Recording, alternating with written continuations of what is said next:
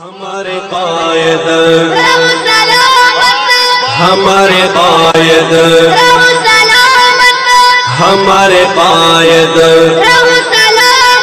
کرے فرشتے تیری کرے فرشتے تیری حفاظت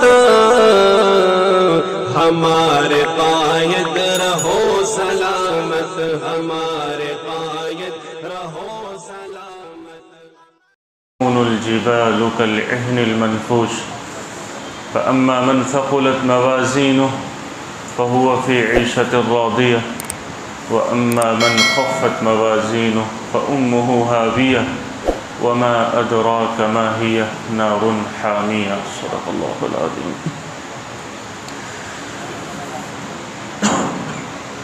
میرے محترم بھائیوں اور دوستو، قرآن کریم کی یہ سورت سورہ قارعہ، اس کی تفسیر چل رہی ہے۔ گزشتہ مجلسوں میں اس سورت کے متعلق بہت ساری باتیں بتلائی تھی۔ اس سورت کا ایک مرتبہ پھر ترجمہ کر لیتے ہیں۔ قرآن کریم میں اللہ تعالیٰ نے جگہ جگہ قیامت کو بیان کیا ہے۔ یہ اسلام کا بڑا بنیادی عقیدہ ہے کہ اللہ نے ایک دن وہ رکھا ہے کہ جس میں اللہ دنیا کا یہ نظام ختم کر دے گا اور قیامت قائم ہو جائے گی۔ ہر تھوڑی آیتوں کے بعد قیامت، ہر تھوڑی آیتوں کے بعد قیامت، تاکہ وہ دل و دماغ میں رہے۔ جب انسان اس کو بھول کر زندگی گزارتا ہے تو آزاد ہو جاتا ہے، اس کو اللہ کے حکم کی پرواہ نہیں رہتی، گناہوں سے بچنے کی کوئی پرواہ نہیں رہتی۔ اس لیے اللہ کہہ رہا ہے القارعہ مل قارعہ، قارعہ کھڑکھڑانے والی چیز، مل قارعہ وہ کھڑکھڑانے والی چیز کیا ہے؟ وما ادراک مل قارعہ، تم جانتے ہو وہ کھڑکھڑانے والی چیز کیا ہے؟ اس کو یوں سمجھے کہ بھائی جیسے دروازے کو کھٹکھٹایا جاتا ہے، کنوک کنوک، اب کوئی آ رہا ہے اندر، کوئی بلا رہا ہے، کوئی بڑی خبر دینے کے لیے آیا ہوا ہے، کوئی بڑی بات بتلانے کے لیے آیا ہوا ہے تو کھٹکھٹاتا ہے وہ۔ ایسے قیامت کا یوں سمجھو ایک دھماکہ ہوگا، ایک بہت بڑا واقعہ اب ہونے والا ہے، ایک سائرن بجے گا قیامت کا، سور پھونکی جائے گی کہ وہ کنوک کنوک جیسے کھٹکھٹاتے ہیں آدمی دروازہ، کہ کوئی بڑی بات کی خبر دینے کے لیے، کوئی بڑی بات کی اطلاع دینے کے لیے، ایسے وہ ایک دھماکہ ہوگا، ایک سائرن بجے گا۔ ہاں تو اللہ پوچھ رہا ہے وما ادراک مل قارعہ، جانتے ہو وہ کھٹکھٹانے والی چیز کیا ہے؟ اللہ نے پھر اس کا آگے نقشہ کھینچا کہ جب وہ ہو جائے گا تو کیا ہوگا؟ یوم یکون الناس کالفراش المبثوث، اس دن انسان ایسے ہو جائیں گے جیسے بکھرے ہوئے پروانے، وہ بھاگیں گے چاروں طرف، کوئی سمجھ میں نہیں آئے گا جائے تو کہاں جائے۔ وتکون الجبال کالعہن المنفوش، اور پہاڑ اس دن ایسے ہو جائیں گے جیسے دھمکی ہوئی روئی آسمانوں میں اڑیں گے۔ یہ سب کی باتیں ہو چکی ہیں۔ فَأَمَّا مَنْ ثَقُلَتْ مَوَازِينُهُ فَهُوَ فِي عِيشَةٍ رَاضِيَةٍ، پھر آگے اللہ نے دو گروپ بیان کیے قیامت میں، دو ہی گروپ، یا تو جنتی یا جہنم، اور کوئی نہیں۔ دنیا میں بہت سارے یہ بھی ہے، وہ جماعت بھی ہے، یہ تنظیم بھی ہے، اس کا یہ نام ہے، فلانے کا یہ نام ہے، یہ ہر ایک کے ساتھ اپنے لیبل لگے ہوئے ہوتے ہیں کہ میرے ساتھ آگے یہ لیبل لگا ہے، فلانے کے ساتھ آگے یہ ٹائٹل لگا ہے، پہلے ٹائٹل بعد میں ٹائٹل۔ وہاں دو ہی ٹائٹل، یا تو جنت کا ٹائٹل اس کو جنتی، یا جہنم کا ٹائٹل کہ وہ جہنم، دو ہی ٹائٹل ہوں گے بس، اور کوئی لیبل آگے نہیں لگے گا۔ تو دو گروپ اللہ نے کہ کون جنتی کون جہنمی۔ فَأَمَّا مَنْ ثَقُلَتْ مَوَازِينُهُ، کہ جس کا نیکیوں کا پلڑا جھک گیا، وزن جب میزان عدل قائم ہوگا اس میں نیکیوں کا پلڑا جھک، فَهُوَ فِي عِيشَةٍ رَاضِيَةٍ، اللہ کہہ رہا ہے وہ اپنی من پسند کی زندگی میں ہوگا. وَأَمَّا مَنْ خَفَّتْ مَوَازِينُهُ فَأُمُّهُ هَاوِيَةٌ کہ جس کا نیکیوں کا پلڑا ہلکا ہو گیا, گناہوں کا جھک گیا, تو اس کا ٹھکانہ ایک بہت وحشتناک گھڑا ہے. پھر اللہ ہم سے پوچھ رہا ہے وَمَا أَدْرَاكَ مَا هِيَ جانتے ہو وہ گھڑا کیا ہے؟ نَارٌ حَامِيَةٌ وہ ایک دہکتی ہوئی سلگتی ہوئی آگ ہے. خیر گزشتہ میں نے یہ بات بتلائی تھی کہ اللہ نے ہم سب کو یہاں جس بات کا حکم دیا ہے وہ یہ ہے کہ جب تم ہمارے پاس آؤ تو فَأَمَّا مَنْ ثَقُلَتْ مَوَازِينُهُ تمہارے اعمال وزندار ہو, ہم اس کو تولیں گے, وزن کریں گے.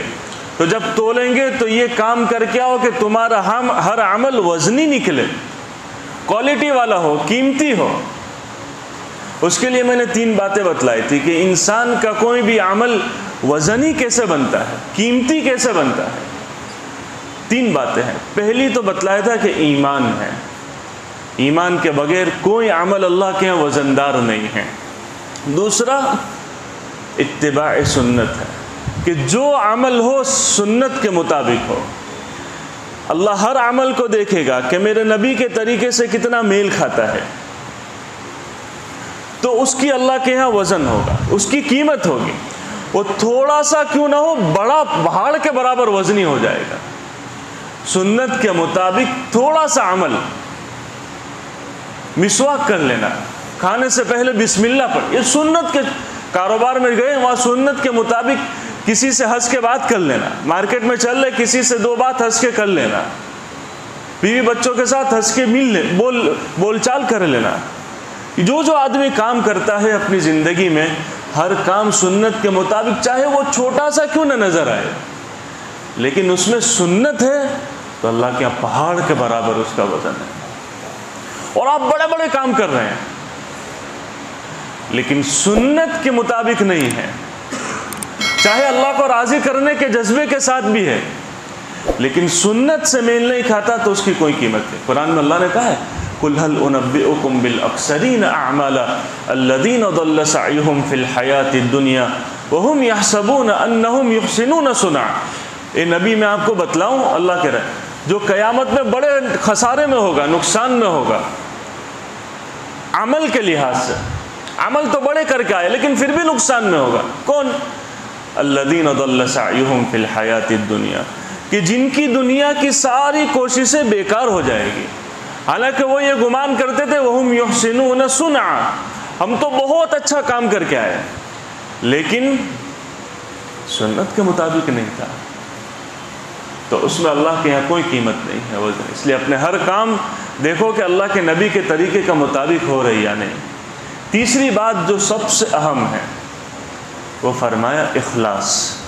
تمہارے ہر عمل میں وزن اللہ کی بارگاہ میں کیسے پیدا ہوگا؟ اخلاص. اللہ کی رضا کے لیے کیا ہے تو چھوٹا عمل بھی قبول ہے, اور اللہ کی رضا نہیں ہے بڑے بڑے کام کر لیے, لاکھوں روپے کہیں صدقہ کر دیے, لیکن دکھاوا ہے,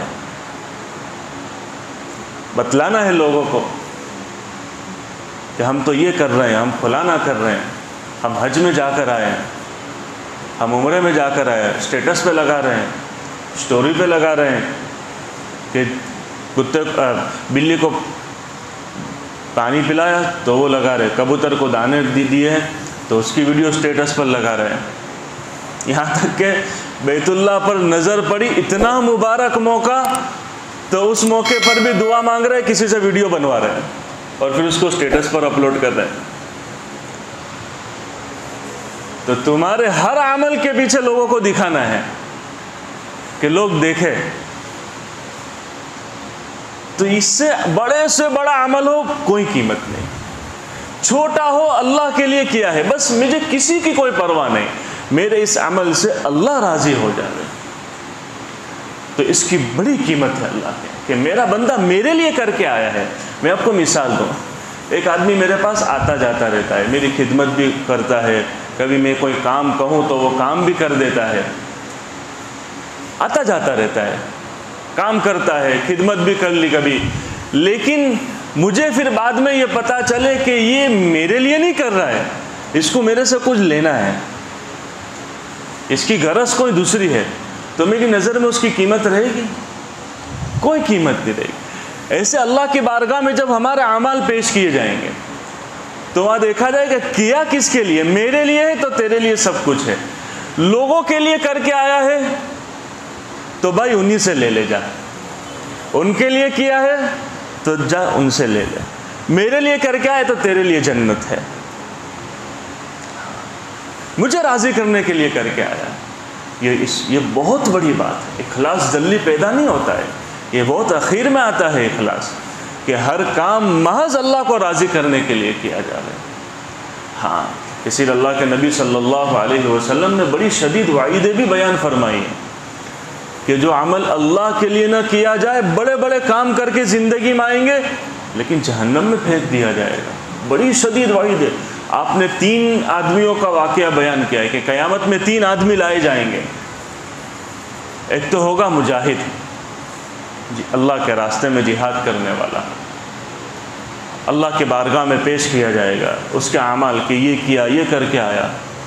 اللہ پوچھے گا کس کے لیے کیا؟ اللہ تیرے لیے کیا ہے، تیرا دنیا میں کلمہ بلند ہو اس کے لیے نہیں، تو نے اس لیے نہیں کیا ہے، یہ تو نے اس لیے کیا کہ لوگ تجھے بہادر کہے، تیری دنیا میں واہ واہ ہو، جاؤ جہنم میں پھینک دو اس کو۔ ایک سخی لایا جائے گا جس کے نام اعمال میں یہاں اتنے لاکھ لگائے، وہاں اتنے 10 لاکھ دیے، فلانی جگہ اتنے کروڑوں دیے۔ بھائی کس لیے کیا؟ اللہ تیرے لیے نہیں، میرے لیے نہیں کیا ہے، اس لیے کیا کہ لوگ تجھے سخی کہے، پھینک دیا جائے گا۔ ایک عالم کو لایا جائے گا، یہ خدمت کر کے آیا ہے، یہ بیان بھی کیے، یہ تصنیفیں کی، یہ لوگوں کے لیے خدمت کی، کس لیے کیا؟ تیرے لیے نہیں، اس لیے کہ لوگ تیری تعریف کرے، لوگ تیری واہواہی کرے، لوگ تیرے ہاتھ چومیں، اس لیے تو کر کے آیا ہے، اس کے لیے بھی جہنم کا فیصلہ ہے۔ تو بہت بڑی بات ہے اخلاص، کہ ہر عمل اخلاص کے ساتھ اللہ کی رضا کے لیے ہو۔ آج کل ایک ٹرینڈ یہ بھی ہے کہ بہت سارے نیکی کے کام آدمی کرتا ہے لیکن اس میں دنیا کا بینیفٹ دیکھتا ہے، تو وہ بھی عمل اخلاص سے نکل جاتا ہے۔ آج ہر چیز میں ایک بینیفٹ دیکھا جاتا ہے، جیسے نماز ہے، وضو ہے۔ اب بہت سارے، اب چونکہ جن کو دنیا جو ہے ہر ایک چیز کے پیچھے کوئی لاجک چاہتی ہے کہ اس کے پیچھے لاجک کیا ہے۔ اب وضو ہے، وضو کے پیچھے ایک لاجک بتلایا جاتا ہے کہ سمجھو کہ تم نے گردن کا مسح کیا تو اس کا یہ بینیفٹ ہے سائنٹیفک لحاظ سے، تمہاری رگیں کھلی رہے گی، یہ انگلیوں کا کھلال کیا تو یہ ہاتھوں کے جوڑ تمہارے سلامت رہیں گے۔ نماز، اس سے اچھی ورزش کیا ہے؟ میسج چلتے ہیں، نماز اس سے اچھی ایکسرسائز کیا ہے؟ ہر چیز کے پیچھے بینیفٹ خود نے بتلائے جاتے ہیں کہ اس کا یہ فائدہ، اس کا تو یہ فائدہ۔ نماز سے اچھی کیا بینیفٹ ہے؟ مفتی تقی صاحب کہتے ہیں مجھے ایک ڈاکٹر نے بتلایا کہ ہارٹ کے مریضوں کے لیے قاعدے کے میں بیٹھنا جو نماز کا حکم ہے، اور اس میں جو سلام پھیرا جاتا ہے کہ اس طرف منہ کرنا، اس طرف منہ کرنا، اس سے زیادہ ان کے دل کو مضبوط کرنے والا کوئی عمل نہیں۔ تو کوئی آدمی اس لیے کرے کہ مجھے یہ سارے بینیفٹس مل جاوے۔ اور جیسے لکھا ہے کتابوں میں کہ انسان کے چہرے کی خوبصورتی کا راز کثرت سجدہ ہے، پھر وہ لکھتے بھی ہیں کہ سجدہ کثرت سے کرو چہرہ خوبصورت ہے۔ ارے بھائی سجدہ اس لیے کیوں چہرہ خوبصورت ہے؟ اس کی بھی وجہ ہے کہ بھائی جب آدمی سجدے میں جاتا ہے تو جو خون، آدمی کھڑا رہتا ہے تو خون رگیں چلتی ہے، اور جب نیچے جاتا ہے تو خون کا دورانیہ سر میں بھی زیادہ آتا ہے، اوپر کی طرف منتقل ہوتا ہے، ٹرانسفر ہوتا ہے، سائیکل سر کی طرف بھی زیادہ چلتی ہے جب آدمی نیچے ہی جھکتا ہے۔ اس لیے جس کثرت سجدہ کرنے والوں کے چہرے بڑھاپے میں بھی سلامت رہتے ہیں، ورنہ ہم نے دیکھے بہت سارے دیکھتے ہیں کہ غیر کبھی سجدہ نہیں کرتے لیکن ان کے چہرے اگر 60 سال 65 سال کا چہرے بدل جاتے ہیں، بگڑ جاتے ہیں، کبھی یہاں کھڈا پڑ گیا، کبھی یہاں کھڈا پڑ گیا ہے۔ اور اللہ کے نیک بندے بڑھاپے میں بھی چہرے صحیح سالم رہتے ہیں، یہ سجدے کی برکت ہے۔ تو وہ کہتے ہیں کہ اگر عورتوں کو اپنی خوبصورتی کا راز یہ پتہ چل جائے کہ کثرت سجدے میں ہے تو میک اپ والوں کی دکانیں بند ہو جائے. ہاں کہ کثرت سجدہ، کہ جب سجدہ وہ بھی لمبا، وہ مرغی نے چونچ ماری ایسا نہیں کہ اٹھا دیا 2 سیکنڈ کا سجدہ، لمبا سجدہ کہ جس سے چہرہ خوبصورت ہوتا ہے. ایک مرتبہ مجھے یہاں کا درد ہو گیا تھا پیچھے کا، کافی ڈاکٹر کو بتایا پیچھے یہ نس میں، تو مجھے ان حکیم صاحب نے بتایا کہ سجدہ لمبا کرو تو تمہارا درد چلا جائے گا، نمازوں میں سجدہ لمبا کرو. ایک صاحب نے مجھے بتایا کہ مجھے ہائی پریشر کی بیماری تھی، بی پی میرا ہائی رہتا تھا، تو میں نے سجدہ لمبا شروع کیا، میری بیماری ختم ہو گئی آہستہ آہستہ، علاج بھی لیکن کنٹرول میں آ گیا، لمبا سجدہ شروع کیا. تو یہ سارے بینیفٹس بتلائے جاتے ہیں. تو عبادت بھی اس لیے کرنا کہ یہ فائدے مل جاوے، تو وہ عبادت نہیں رہتی ہے، پھر وہ تمہاری ایکسرسائز ہی ہو جاتی ہے، پھر اللہ کے کوئی اس کا اجر نہیں.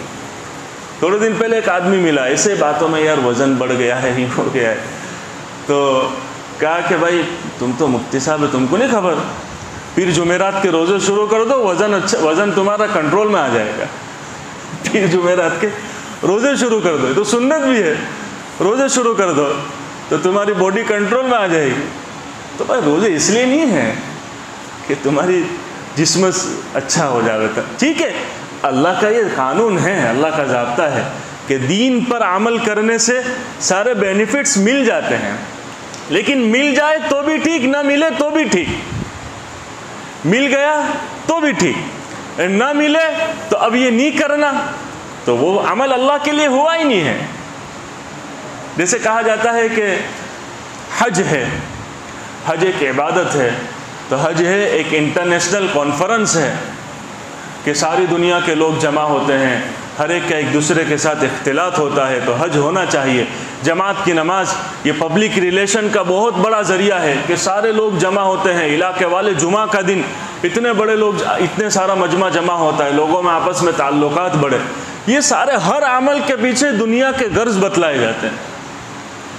تو اگر کوئی بھی کام ان اغراض کے ساتھ جب کیا جائے گا کہ اس کے پیچھے مجھے یہ فائدے، یہ بینیفٹس مل جاوے دین کا، تو اللہ کے ہاں اس کی کوئی ویلیو نہیں، اس کی کوئی قیمت. جو کام کرو تھوڑا سا ہو. اللہ کے نبی صلی اللہ علیہ وسلم نے حضرت معاذ سے فرمایا، یا معاذ اخلص فی دینک یکفیک العمل القلیل، اے معاذ اپنے دین میں مخلص ہو جا، اللہ کے یہاں تیرا تھوڑا عمل بھی کافی ہو جائے گا. تھوڑا عمل، خالص بن، مخلص بن جا، کہ جو کام کرے محض اللہ کو راضی کرنے کے لیے، نہ کوئی کسی، نہ مجھے شہرت چاہیے، نہ مجھے واہواہی چاہیے. ہاں بہت سارے کام ہم وہ کرتے ہیں کہ جس میں وہ بڑی ثواب کی چیز ہے، لیکن ہماری نیت کے بگاڑ کی وجہ سے وہ ثواب برباد ہو جاتا ہے. جیسے میں مثال دوں، اللہ کے نبی صلی اللہ علیہ وسلم نے فرمایا تہادو تحابو، آپس میں ہدیہ کا لین دین کرو، محبتیں بڑھے گی. کیا فرمایا؟ تہادو تحابو، ایک دوسرے کو ہدیہ دیا کرو، اس سے تمہارے اندر محبتیں بڑھے گی. بزرگان دین فرماتے ہیں کہ آدمی کی آمدنی میں سب سے برکت والی کمائی وہ ہے جو اس کو کسی مسلمان اخلاص کے ساتھ ہدیہ بھیجے. وہ اس کی آمدنی میں آئی ہوئی سب سے برکت والی کمائی ہے. ہاں بہت سارے بزرگوں کے واقعات کہ ویسے کھانا پینا بہت کم، لیکن کسی مسلمان کے یہاں سے کوئی آ گیا محبت کی خاطر تو کھا لیا. لیکن اب یہ سنت ہے، ثواب کی چیز ہے. اب ہمارے یہاں اس میں اتنے رسم داخل ہو گئے کہ سنت اور ثواب سب جاتا رہا. کسی کے یہاں شادی ہے، میں اس لیے دے رہا ہوں کہ نہیں دوں گا تو اس کو خراب لگے گا. ہاں یہ نیت آ گئی کہ میں نہیں دیا تو اس کو خراب لگ جائے گا، تو میرا دینا کوئی ثواب نہیں ہے. اور اب تو باقاعدہ فہرست بنتی ہے کہ اگر میرے یہاں کچھ فنکشن ہے تو اس کی فہرست بنائی جائے، بھائی کس کے یہاں سے کتنا آیا، عبداللہ کے یہاں سے اتنا آیا، فلانی آپا کے یہاں سے اتنا آیا، فلانی خالہ کے یہاں سے اتنا آیا، فہرست. اب جب ان کے یہاں ہوگا تو میں اتنا ہی دوں گا، تو یہ تو سود ہو گیا. کیا ہو گیا کہ گویا میں نے اس سے اتنے کا قرضہ لے لیا، اب میرے کو یہ قرضہ چکانا ہے۔ اگر تیرا عمل خالص اللہ کے لیے ہوتا تو تجھے سنت کا ثواب بھی ملتا، ہدیے کا ثواب ملتا، اور اللہ کے نام تیرا یہ عمل برکت کا ذریعہ بنتا۔ تو پہلے تو نیت خراب ہوتی ہے کہ لوگ کیا کہیں گے، فلانا کیا کہیں، نہیں دے گا تو وہ کیا کہے گا۔ یہ ہمارے آپس کے لین دین میں بھی جو نیت کا فساد آ گیا ہے، ہر کام کسی بھی کوئی آ گیا ہے، کوئی عمرہ میں جا رہا ہے، کوئی حج میں جا رہا ہے، کسی کے یہاں منگنی ہے، کسی کے یہاں بچہ پیدا ہو گیا ہے، وہ نہیں دیں گے تو اس کو خراب لگ جائے گا۔ اور پھر جب ہمارے ہاں کوئی بھیجتا ہے تو شکایت کہ اتنا ہی دیا، شرم نہیں آئی، اتنا ہی بھیجا ہے، یہ کیا ہے، پھیلا دیتا ہے۔ کوئی اپنے بہن کو ویڈیو بھیجا، بھائی کو ویڈیو، دیکھو فلاں کیا سے خالی یہ آ گیا ہے۔ اللہ کے نبی صلی اللہ علیہ وسلم نے ایک حدیث کیا خوبصورت بیان فرمائی، لا تحقرن جارۃ لجارتها ولو فرسین شاۃ۔ ایک پڑوسی اپنے پڑوسن کے ہدیے کو معمولی نہ سمجھے، چاہے وہ ایک بکری کا خر کیوں نہ بھیجے۔ کیا خوبصورت تعلیم، بکری کا خر اس کی کوئی قیمت نہیں ہوتی ہے، لیکن وہ کیوں نہ بھیجے، اس کو حقیر نہ سمجھے، معمولی نہ سمجھے، جو آیا اپنے دل کی رضامندی سے قبول کر، تو وہ برکت کی چیز ہے، ثواب کی چیز ہے۔ آپس کا لین دین اپنے دل کی رضامندی سے ہو، صرف اللہ کو راضی کرنے کے لیے ہو، سنت کے جذبے کے ساتھ ہو، تو اس کے بڑے فضائل ہیں۔ تو یہ ہمارے جو دن رات کے جو اعمال ہیں، چاہے وہ اس کا تعلق عبادت سے ہو، ہماری سوسائٹی سے ہو، ہمارے سماج سے ہو، لوگوں کے ساتھ کے تعلقات سے ہو، لیکن اگر اس میں نیت میں فساد آ جاتا ہے تو اس کا اللہ کے یہاں کوئی ثواب نہیں۔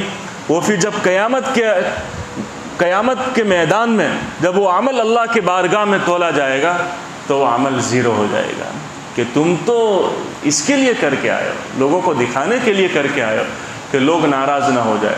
ارے ابو طالب ہم سنتے ہیں نا، اللہ کے نبی صلی اللہ علیہ وسلم کے چچا، لوگوں کو دکھانے میں کہ لوگ کیا کہیں گے، اس میں تو انہوں نے وہ ایمان سے محروم رہے کہ لوگ کیا کہیں گے، لوگ کیا کہیں گے۔ اللہ کے نبی نے آخری موقع پر کہ کلمہ پڑھ لو، قریش کی عورتیں کیا کہیں گی کہ بھتیجے کے در سے کلمہ پڑھ لیا، بھتیجے کا ماتحت ہو گیا، بھتیجے کی غلامی قبول، لوگ کیا کہیں گے، اس میں تو وہ ایمان سے محروم ہو گئے۔ لوگ کیا کہیں گے، لوگ فلانا کہیں گے، اگر وہ دیکھ کر سارے کام کیے تو پھر اللہ کے یہاں زیرو ہے۔ ہاں، تو یہ بات بہت بڑی ہے کہ جو کام کرے اخلاص کے ساتھ کرے۔ اللہ تعالی ہم سب کو عمل کی توفیق عطا فرمائے۔ آئندہ مجلس میں انشاءاللہ سورہ والعادیات پر تفسیر شروع کریں گے۔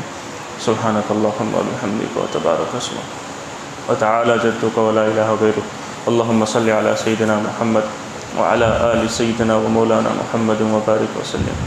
ربنا آتنا فی الدنیا حسنہ وفی الآخرۃ حسنۃ وقنا عذاب النار۔